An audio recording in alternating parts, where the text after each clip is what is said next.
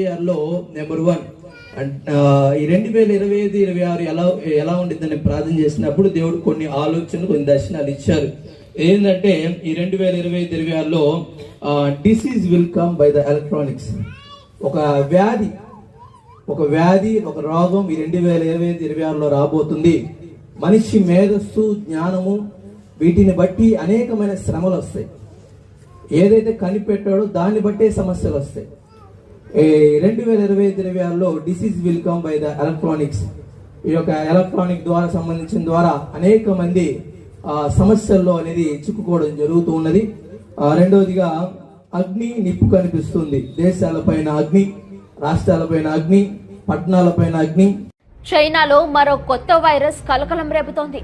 COVID-19 చేసిన విధ్వంసం ఇంకా మర్చిపోకముందే చైనా ఇంకో మిస్టరీ వైరస్ బారిన పడింది. ఈ వైరస్ పేరు హ్యూమన్ మెటానిమో వైరస్ HMPV.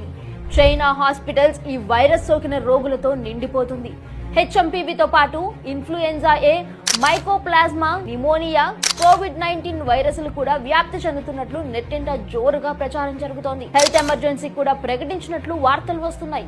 ఈ వైరస్ వల్ల మళ్లీ మాస్కులు వేసుకుని తిరగాల్సిన పరిస్థితి ఏర్పడింది.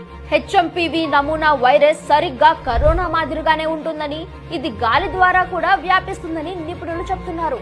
డ్రాగన్ కంట్రీ మళ్లీ ప్రపంచానికి కొత్త మహమ్మారిని అందించబోతుందా?